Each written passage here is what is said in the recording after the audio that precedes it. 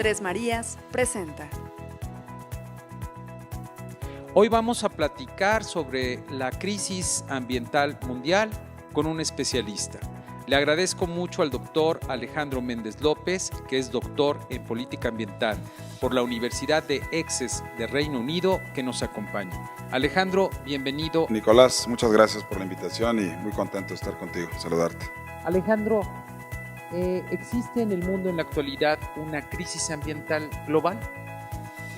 Sí, definitivamente sí, se puede definir así. Tenemos una problemática muy grave, sobre todo por el tema de cambio climático, por el tema de la sobreexplotación de los recursos naturales a nivel global, que puede catalogarse claramente como una crisis ambiental global. No la vemos muchas veces porque estamos con una vista muy limitada, pero cuando vemos los datos a nivel global son muy alarmantes, sobre todo esos dos temas, el tema de cambio climático y el tema de la sobreexplotación de los recursos. Estamos consumiendo la naturaleza más rápido de lo que se alcanza a regenerar, y eso pues pone en grave riesgo no solamente otras especies, sino a la propia especie nuestra.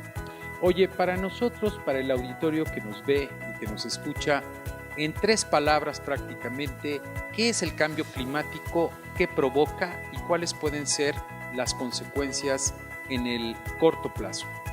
Bueno, el cambio climático es la alteración de los patrones de clima en los que vivimos. Todas las especies o la mayoría de las especies dependemos de esos patrones climáticos, y estos se están viendo alterados por el efecto invernadero, que se llama la acumulación de gases provenientes sobre todo de la extracción de combustibles fósiles del subsuelo y ponerlos en la atmósfera.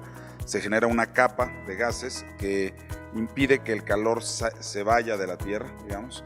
Esto hace que se altere el clima a nivel global, y los patrones de corrientes de aire y corrientes de agua, que son las que regulan el clima a nivel mundial, se vean alteradas. Nosotros aquí en Michoacán, por ejemplo, dependemos de las corrientes que vienen del Pacífico, de la época de huracanes del Pacífico, que a su vez está interconectada con las corrientes de agua de los océanos y las corrientes de aire. Cuando se alteran esas corrientes, empezamos a tener disrupciones en el clima y empiezan a afectarse las especies que vivimos de eso, ¿no? Sobre todo los efectos, tocando el otro punto que me comentabas, se van a poder observar en el deshielo de los polos, que todos lo sabemos. Cada año nos pasa la noticia más alarmante de que cada vez hay más área que se va deshielando en los polos, más entrada de agua dulce, que a su vez va afectando las corrientes de agua, sobre todo, y esto puede llevar a inundaciones en algunos lugares, a sequías muy graves en otros. El aumento también de algunos pocos grados puede hacer que las selvas tropicales del mundo, la de Amazonas, la del sureste de México, las de Sudamérica, que son fuentes muy importantes de biodiversidad, de riqueza biológica y muy importantes por muchas razones, con pocos grados se pueden convertir en desiertos, pocos grados de aumento. Hay escenarios con 1, 2, 3, hasta 4 grados de diferencia en el cambio climático, y en el escenario A3, A4 ya vemos que el Amazonas se convierte en un desierto.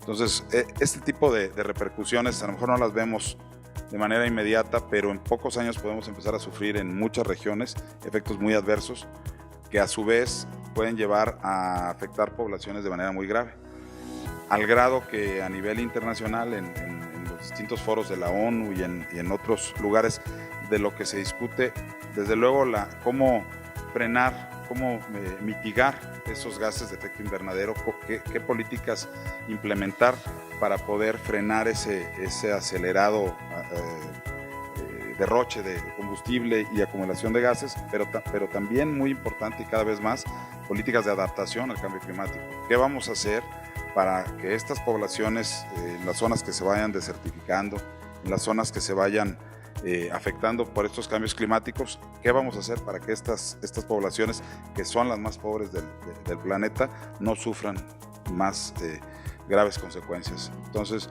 pues sí, hay que tomar acciones, pero parece que estamos todos aletargados a nivel individual, a nivel gobiernos locales, inclusive gobiernos nacionales.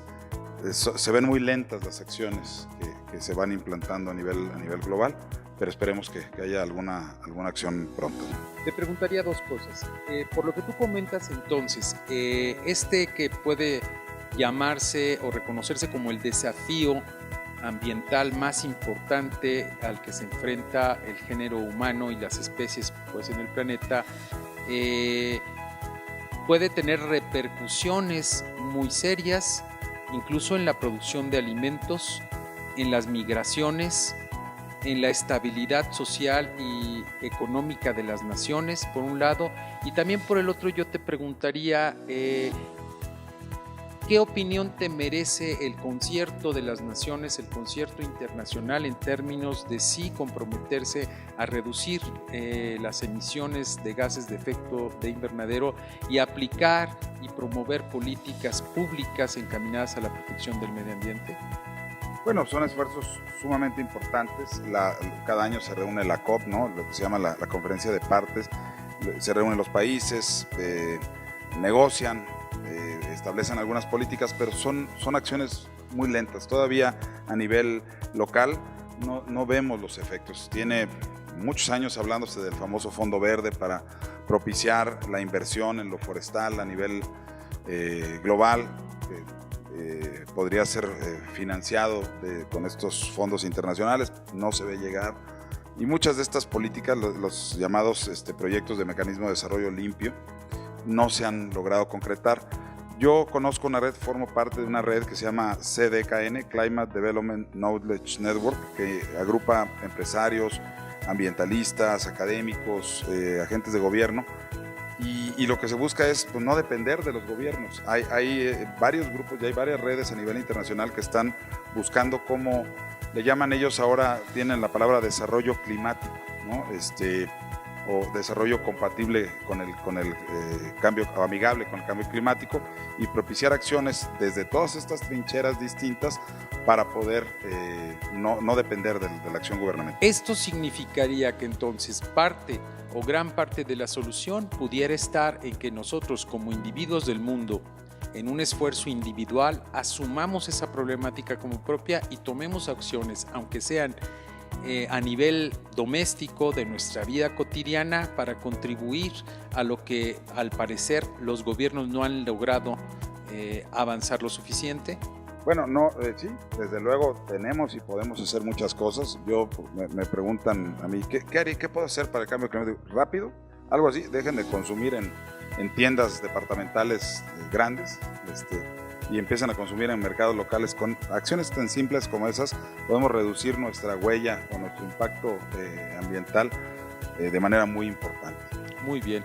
Alejandro, pues se nos termina el tiempo. Te agradezco mucho el haber estado por acá con nosotros con este importante tema y las aportaciones que amablemente nos haces. No se vayan. Tres Marías presentó